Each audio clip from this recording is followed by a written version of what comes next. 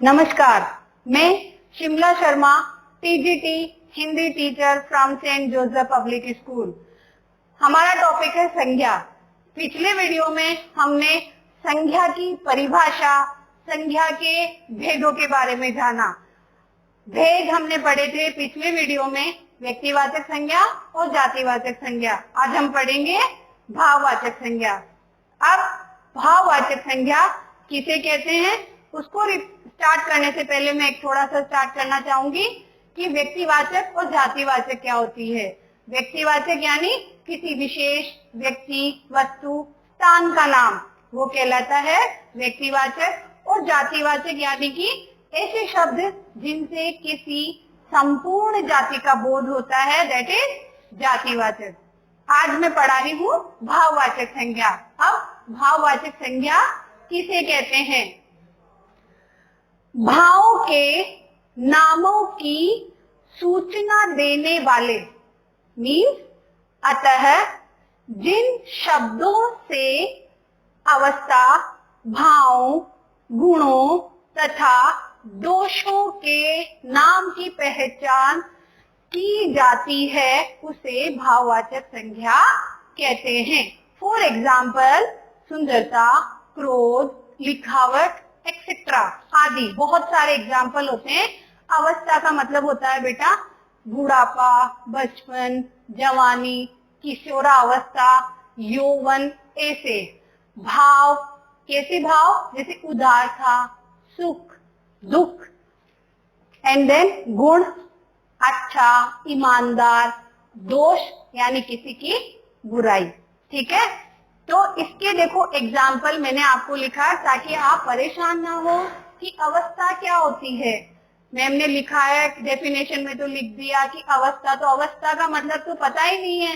तो देखो एग्जाम्पल के माध्यम से थोड़ा समझाती हूँ कि बचपन है तो बुढ़ापा भी है। तो अवस्था क्या होती है बेटा?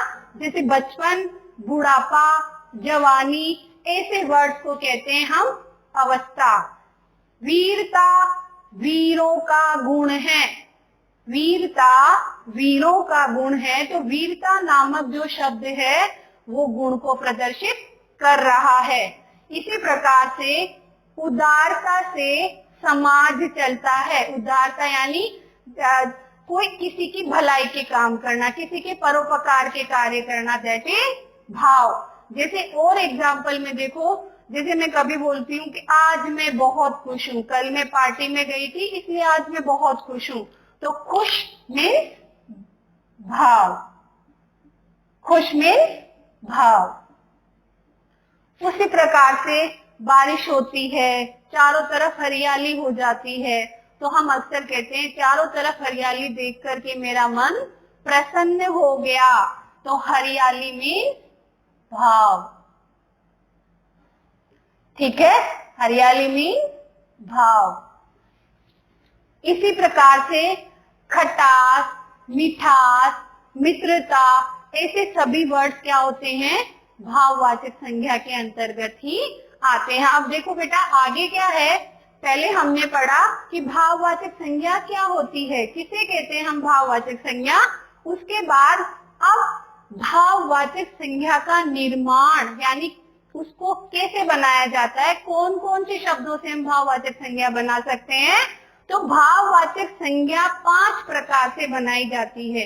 5 तरीके से हम भाववाचक संज्ञा बनाते हैं, जिसमें बेटा सबसे पहला होता है जातिवाचक संज्ञा से, दूसरा है सर्वनाम से, देन तीसरा है विशेषण से, चौथा क्रिया से और पांचवा होता है अव्यय से। अब आपको ये तो पता होगा कि जातिवाचक संज्ञा किसे कहते हैं। मैंने अभी वीडियो स्टार्ट करने से पहले आपको बताया था कि जातिवाचक यानी जिनसे संपूर्ण जाति का हमें पता चलता है, दैट इज जातिवाचक। ठीक है, तो जातिवाचक संज्ञा से हम भाववाचक संज्ञा का निर्माण करते हैं। दूसरा है सर्वनाम से। आपको पता होगा, हमेशा शुरू से पढ़ते आ रहे हो आप कि सर्वनाम किसे कहते हैं, कि संज्ञा के स्थान पर प्रयोग में लिए जाने वाले शब्दों को हम सर्वनाम कहते हैं। तो जो सर्वनाम शब्द होते हैं उनसे भी हम भाववाचक संज्ञा बनाते हैं। उसी प्रकार से है विशेषण। विशेषण आप जानते हैं, विशेषण किसे कहते हैं कि संज्ञा सर्वनाम की विशेषता को बताने वाले शब्दों को हम विशेषण कहते हैं। तो विशेषण से भी हम भाववाचक संज्ञा बनाते हैं। उसी प्रकार से जैसे क्रिया, क्रिया किसी काम के करने या होने का ढंग, वो क्रिया कहलाता है। तो क्रिया से भाववाचक संज्ञा बनाते हैं। और अव्यय, अव्यय, अव्यय यानी अव्यय के बारे में जानना जरूरी होता है कि अव्यय किसे कहते हैं। अविकारी शब्द यानी ऐसे शब्द जिनमें काल, लिंग, वचन की वजह से कोई बदलाव नहीं आता है, उसे कहते हैं हम अव्यय। तो देखो बेटा, इनको कैसे, इनसे भाववाचक संज्ञा बनाते हैं। फॉर एग्जाम्पल इधर देखो बोर्ड पे कि मित्र क्या है, जातिवाचक, यानी मित्र पूरी मित्रता यानी मित्र समूह, पूरी जाति का बोध करा रहा है, तो ये जातिवाचक शब्द है। तो मित्र से बनेगी भाववाचक संज्ञा मित्रता। ऐसे ही है बेटा मजदूर, मजदूर जितने भी मजदूर होते हैं उनके पूरे समूह का हमें बोध करा रहा है, तो दैट इज जातिवाचक संज्ञा। तो इससे बनेगी, इससे भाववाचक संज्ञा बनेगी मजदूरी। इसी प्रकार से कई ढेरों एग्जाम्पल है जो आप अपनी बुक्स में, इनमें आप पढ़ेंगे तो आपको और ज्यादा पता चलेगा। वैसे सर्वनाम है, जैसे अपना सर्वनाम है निजवाचक सर्वनाम, तो इससे बनता है अपनापन। ऐसे ही है मम, मम का मतलब भी होता है खुद, स्वयं, तो इससे बनेगा भाववाचक संज्ञा ममता। उसी तरह से बेटा होता है अहम, अहम यानी भी स्वयं, खुद, तो उससे हम भाववाचक बना सकते हैं अहंकार। ठीक है, उसी प्रकार से जैसे निज, निज यानी भी स्वयं ही होता है, तो उससे हम बना सकते हैं निजत्व, निजता। ठीक है, नेक्स्ट है जैसे विशेषण, विशेषण से भाववाचक कैसे बनाते हैं। तो जैसे लाल, लाल क्या है, एक विशेषण शब्द है, तो उससे बनाएंगे भाववाचक संज्ञा हम लालिमा।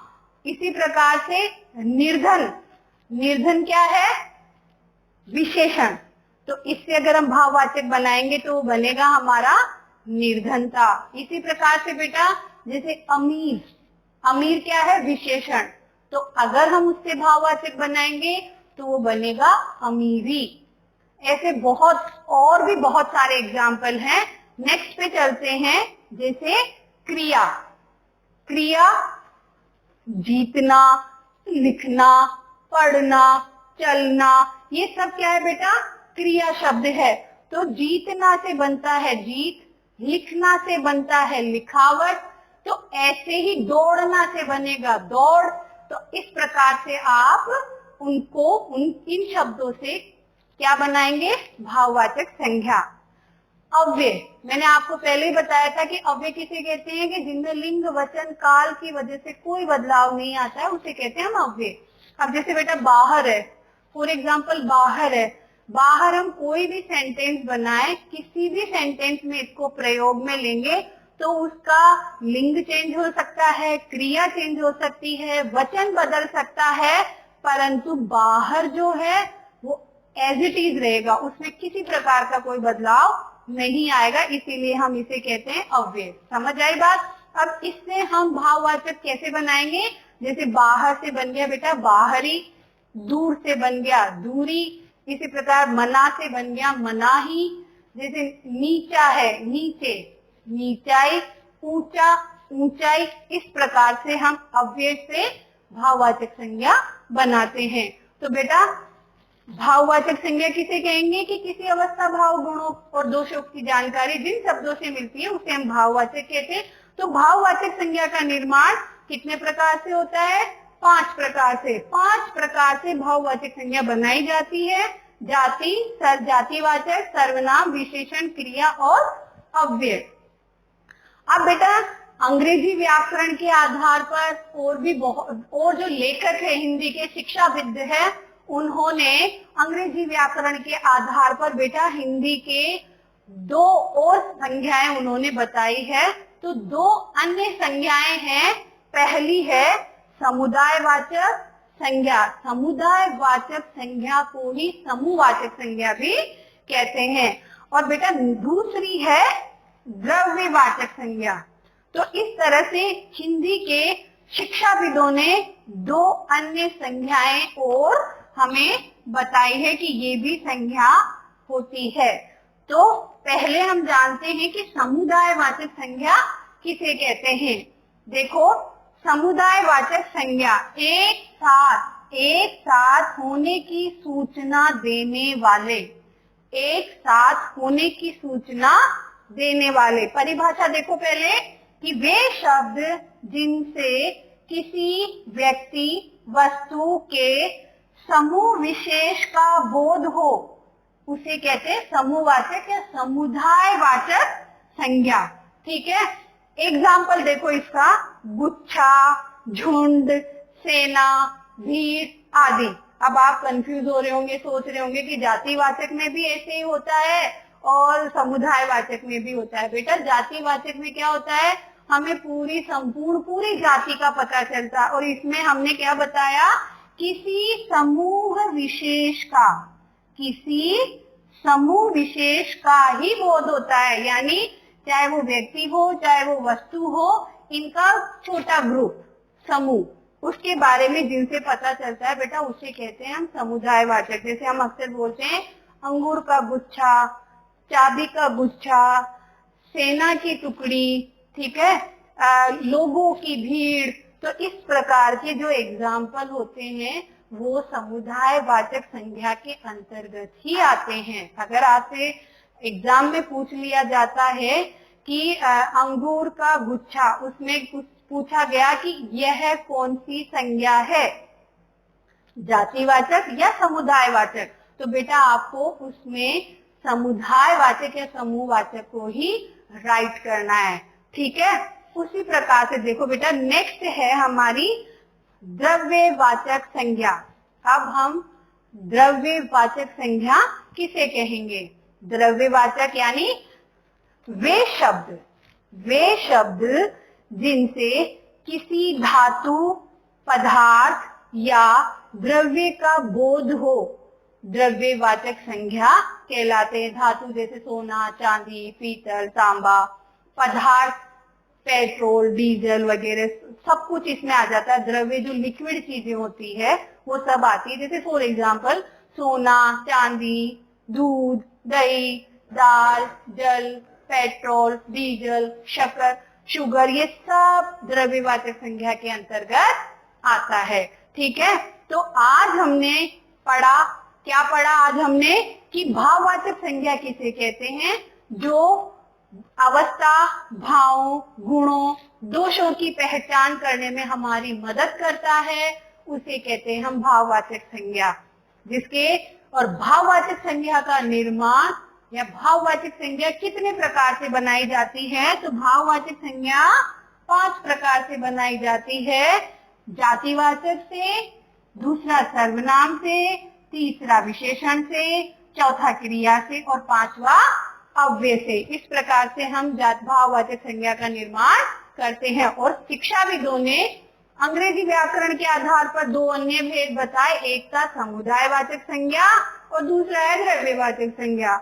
अब समुदायवाचक यानी ऐसे शब्द जिनसे किसी व्यक्ति या वस्तु विशेष के समूह का बोध होता है, उसे कहते हैं हम समुदायवाचक संज्ञा। और द्रव्यवाचक किसे कहते हैं, वे शब्द जिनसे किसी धातु, पदार्थ या द्रव्य का बोध होगा, उसे कहेंगे हम द्रव्यवाचक संज्ञा। बेटा, आज के वीडियो में बस इतना ही। मिलते हैं नेक्स्ट वीडियो में, तब तक के लिए धन्यवाद।